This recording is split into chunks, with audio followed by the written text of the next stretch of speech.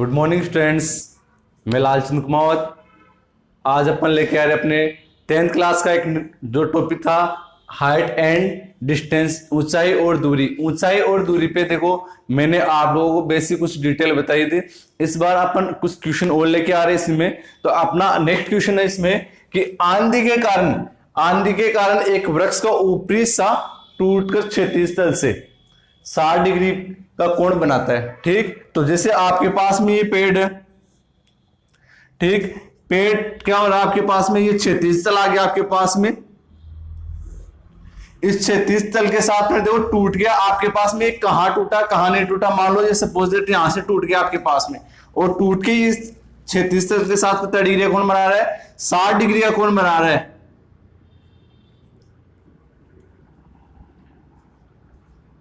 60 degree का कोण बना रहा है और वृक्ष का क्षैतिज तल पर वृक्ष की जड़ से 10 मीटर की दूरी पर मिलता है। यानी ये जड़ है और ये क्षैतिज तल से कितनी मीटर दूरी पे मिलता है, 10 मीटर की दूरी पे मिल रहा है आपके पास में। ये 10 मीटर की दूरी है। तो आपको पूछा गया यहां पर कि टूटने से पहले वृक्ष की ऊंचाई याद करो। तो मेरी बात ध्यान देना, ये इस सब पेड़ का है और ये वाला टूटने के बाद में पेड़ जमीन पे छू रही है, तो ये सभी का रहेगा, पेड़ का रहेगा, ये टूट के अलग नहीं हुआ यहां पर। तो ये वाली हाइट और ये निकाल लो आप लोग यहां पर, ये दोनों फाइंड आउट करोगे और दोनों को क्या कर दोगे आप, ऐड कर दोगे, तो आपके पास में क्या आ जाएगी, पेड़ की हाइट आ जाएगी। मान लो इसको माना आपने h1 या h मान लिया आपने और इसको माना x। ये ट्रायंगल दिया मैंने यहां पर ABC।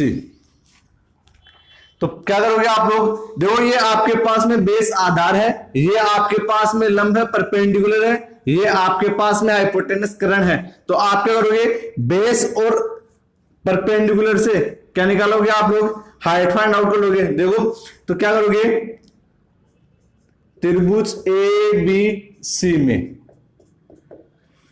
मैंने लिया, तो ये बेस और ये परपेंडिकुलर, आधार और लंब का रिलेशन कौन सी थीटा में रहेगा आपके पास में, tan थीटा में। तो क्या करोगे आप, tan theta is equal to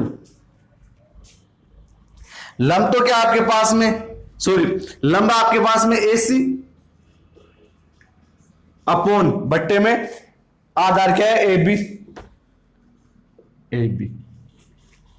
तो tan थीटा, थीटा की वैल्यू क्या रहेगी आपके पास में, जो थीटा जो यहां लिया जाता है हमेशा, ये हाइपोटेनस और बेस यानी कि कर्ण और आधार के बीच का कोण लिया जाता है हमेशा एंगल। तो ये एंगल कितना डिग्री का रहेगा, 60 डिग्री, यानी थीटा की value 60 degree is equal to AC की वैल्यू क्या आपके पास में h और AB की वैल्यू क्या दे रखी है आपके पास में 10। तो tan 60 की वैल्यू क्या हो जाएगी आपके पास में यहां पर √3। देखो ये वैल्यू, ये मान है जो मैंने बताया था पिछली क्लास में, तो ये तो आपको याद रखना ही पड़ेगा, क्योंकि आपके पास में देखो इस एक्सरसाइज में क्या रहेंगे, 45 डिग्री, 60 डिग्री, 30 डिग्री के अकॉर्डिंग क्वेश्चन में आते हैं आपके पास में क्वेश्चन, और इनके मान तो आपको पता होना चाहिए। 6 जो ट्रिग्नोमेट्री रेशियो थे उनकी ये वैल्यू तो मान आपको पता होना चाहिए। बाकी के अलावा मान लो आपके पास में कोई क्वेश्चन में 15 डिग्री दे दिया जाए, 35 डिग्री दे दिया जाए, 75 डिग्री दे दिया जाए, तो उसमें क्या रहेगा, थीटा की वैल्यू दी मिलेगी आपको कि इतने डिग्री का ये मान रहेगा आपके पास में। तो ये tan 60 का मान क्या आ गया आपके पास में √3 इक्वल टू h अपॉन में 10। अब इसको क्या करोगे, यहां से क्रॉस मल्टीप्लाई वज्र गुणा कर दोगे आप लोग, तो ये 10 किससे मल्टीप्लाई हो जाएगा, √3 से, तो ये हो जाएगा 10√3 इक्वल टू h। देखो 10 था जो आपके पास में जड़ से, देखो कितनी दूरी थी आपके पास में, 10 मीटर में दे रखी है, तो ये भी मीटर में ही आएगा। ये तो आपके पास में इसकी वैल्यू आ गई। अब क्या करोगे आप, BC की दूरी और फाइंड आउट कर लो। BC की वैल्यू फाइंड आउट करते क्या करोगे आप, AC और BC को ऐड करते पेड़ कंप्लीट हो जाएगा आपके पास में, यानी कि टूटने से पहले पेड़ की ऊंचाई पता चल जाएगी आपको। फिर आगे लेते इसी प्रकार इसी त्रिभुज में, त्रिभुज ABC में, फिर इसमें बात करूं तो वो अब देखो आपके पास में ये तो बेस है और ये आपके पास में क्या दे दिया, हाइपोटेनस यानी कि आधार और कर्ण। कर्ण और आधार का रिलेशन कौन से थीटा में रहेगा आपके पास में, यहां पर देखो ये तो आधार और ये कर्ण, तो आपके पास में ये रहेगा कोस थीटा के रिलेशन में, cos theta is equal to क्या रहेगा,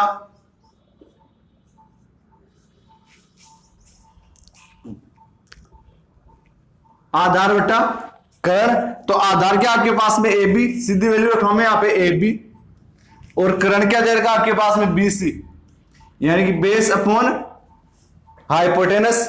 तो आपके पास में कोस थीटा, थीटा की वैल्यू कितनी दे रखी है 60 theta, sorry 60 degree equal to A B की वैल्यू दे रखी है आपके पास में 10 मीटर में, तो 10 अपॉन में बी सी की देखो डिस्टेंस क्या दे रखी है आपके पास में x, तो यहां पे कोस 60 की वैल्यू रखोगे तो कोस 60 की वैल्यू क्या हो जाएगी आपके पास में यहां पर 1/√2, सॉरी 1/2 हो जाएगी यहां पर, और ये 10 इक्वल टू x, यहां से क्या करोगे आप वज्र गुणा करोगे आप लोग, तो x इक्वल टू 10 गुणा 2 कितना हो जाएगा, x बराबर 20 मीटर। ये दूरी पता चल गया आपको 20 मीटर है। अब क्या करोगे यहां पर आप लोग, टोटल पेड़ की लंबाई चाहिए, तो टूटने से पहले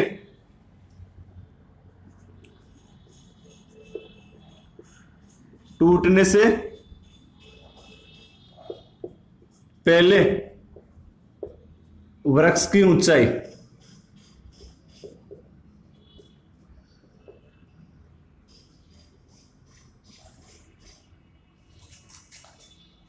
h प्लस एक्स बराबर कितना हो जाएगा 10√3 प्लस 20, इनको ऐड कर लो आप लोग, यहां पर ऐड करते हैं आपके पास में देखो √3 की वैल्यू रख दो आप लोग, यहां पर √3 की वैल्यू क्या रहेगी आपके पास में, इसमें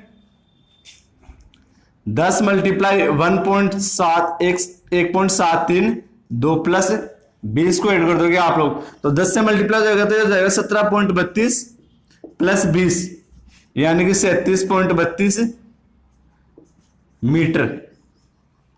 ये पेड़ की क्या आ जाएगी, हाइट आ जाएगी। आई होप आपको ये क्वेश्चन समझ में आया होगा। इसी प्रकार अपन अपना नेक्स्ट क्वेश्चन लेके आ रहे हैं यहां पर।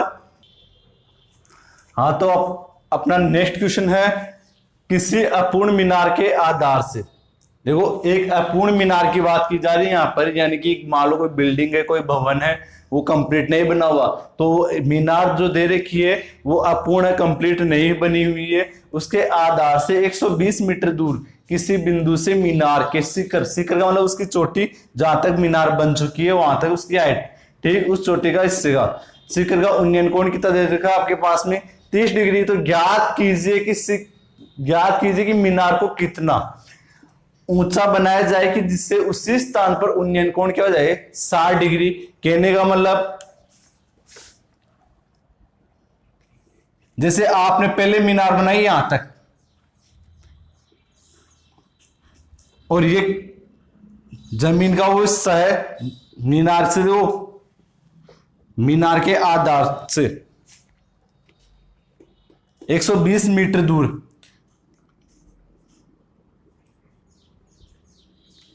ठीक, कोई बिंदु रहेगा, इससे जो बिल्डिंग मान लो यहां तक बनी है आपके पास में, इस बिल्डिंग की क्या होगी यहां पर उन्नयन कोण कितना डिग्री दे रखा है आपके पास में 30 डिग्री दे रखा है। अब क्या बोला गया यहां पर कि मीनार को और कितना ऊंचा उठाया जाए कि इसी जगह उन्नयन कोण क्या हो जाए आपके पास में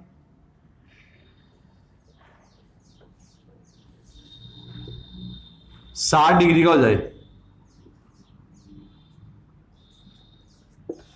तो बोला गया मीनार को और कितना ऊंचा, मीनार को कितना और ऊपर बनाया जाए यहां पर, यानी कि ये हिस्सा ज्ञात करना आपको, ये वाली हाइट,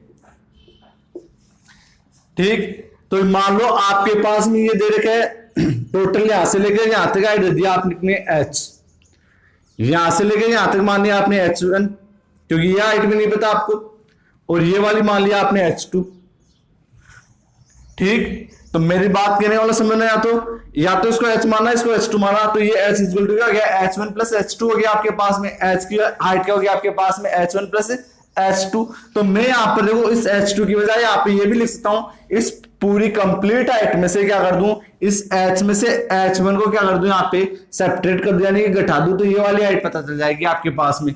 ये क्या हो जाएगी आपके पास में h माइनस h1 ये रहेगी। या फिर मान लो इसको h2 के अकॉर्डिंग मान के चले अपन यहां पर कि h2 की वैल्यू फाइंड आउट करोगे, तो h2 क्या हो जाएगी आपके पास में यहां पर h में से क्या हो जाएगी h1 को सेपरेट करोगे, यही होगी आपके पास में।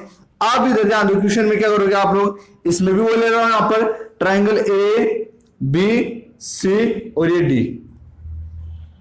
तो क्या करोगे आप लोग यहां पर, सबसे पहले त्रिभुज ए बी सी में, कौन सी त्रिभुज की बात कर रहा हूं मैं, त्रिभुज एबीसी की बात कर रहा हूं। तो ये आपके पास में ए बी दे रखा है, ये एसी दे रखा है आपके पास में। देखो H1 की हाइट थी आपको, हाइट में H1 यानी कि परपेंडिकुलर है, और ये आपके पास में बेस दे रखा है 120। तो क्या करोगे, कौन सा थीटा लगाओगे इसमें, बेस और परपेंडिकुलर का रिलेशन tan थीटा में रहेगा।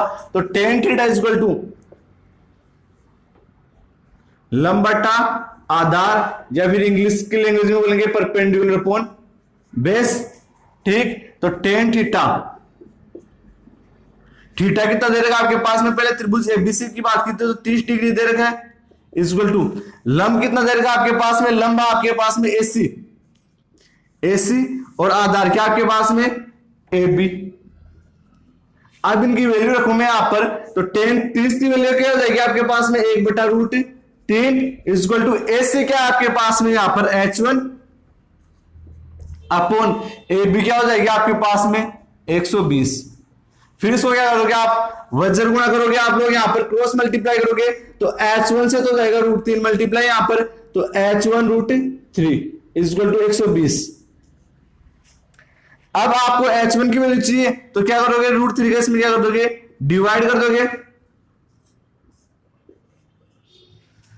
और एक बात, नीचे दे रखे क्वेश्चन में करो तो नीचे रूट वाली वैल्यू नहीं रहनी चाहिए, तो क्या करोगे, इसको ऊपर नीचे √3 से मल्टीप्लाई कर दो यहां पर।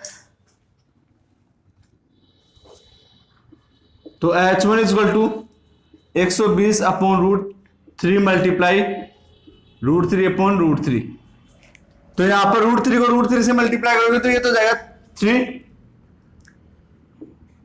और 120 को √3 से मल्टीप्लाई करोगे तो 120 √3 अपॉन में 3 की टेबल से इसको काट दो, 120 को कितना जाएगा यहां पर 40 टाइम कट जाएगा 40 पर, तो H1 बराबर आ गया 40√3 मीटर।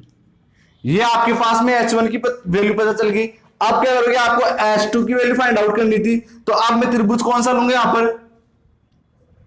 त्रिभुज ABD में, ABD में देखो, ABD में बात करेंगे तो कौन चेंज हो गया आपके पास में कितना डिग्री का, 60 डिग्री का। तो यहां पे भी वही tan थीटा, सीधी वैल्यू रखा मैं इस बार, tan 60 इक्वल टू लंब दे रखा आपके पास में क्या दे रखा है AD,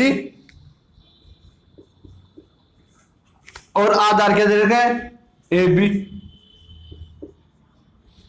फिर tan 60 की वैल्यू क्या जाएगी आपके पास में यहां पर √3 इक्वल टू AD क्या मान लिया आपने H,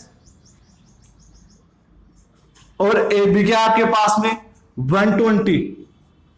अब क्या करोगे, 120 को √3 से मल्टीप्लाई कर दोगे यहां पर, तो 120 √3 इक्वल टू H। ये आ गया आपके पास में H पता चल गया आपको यहां पर। ठीक, अब लेकिन आपको वैल्यू किसकी निकालनी थी कि मीनार को कितना ऊपर बनाया जाए, कि ठीक कि उन्नयन कोण क्या हो जाएगा उसका 60 डिग्री। तो आपको H2 की वैल्यू फाइंड आउट करनी है, किसकी वैल्यू, H2 की वैल्यू फाइंड आउट करनी है। तो क्या करोगे, H की वैल्यू में से क्या कर दोगे, H1 की वैल्यू सब्ट्रैक्ट कर दोगे आपके पास, तो क्या आ जाएगी आपके पास में H2। देखो H इक्वल टू आपके पास में H1 प्लस H2, यही है। अब वैल्यू रखो यहां पर, तो H की वैल्यू तो क्या है आपके पास में 120 √3, 120 √3 इक्वल टू H1 की वैल्यू क्या है आपके पास में यहां पे 40 √3 प्लस H2। H2 की वैल्यू चाहिए तो 40 √3 का इधर क्या कर दोगे आप, ट्रांसफर कर दोगे, पक्षांतरण कर दोगे, तो 120 √3 माइनस 40 √3। देखो इक्वल के इधर, ये बराबर के इधर था आपके पास में 40 √3 किसका दे रखा था, ये प्लस का दे रखा था, इधर किसका हो जाएगा ये माइनस का, इक्वल टू क्या हो जाएगा H2। तो H2 हो जाएगी आपके पास में 120 √3 में से 40 √3 घटाओगे तो क्या हो जाएगी 80 √3 मीटर।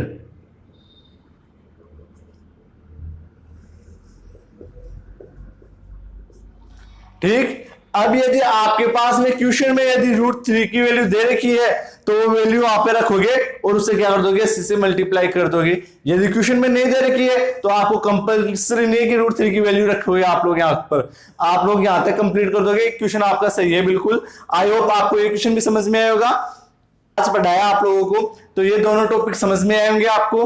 देखो अपना टॉपिक था हाइट एंड डिस्टेंस, इसके मामले में मैंने आपके पास में 2 क्वेश्चन और लिए आपके पास में आज, तो आप लोगों को आज की क्लास समझ में आई होगी। ठीक, थैंक यू।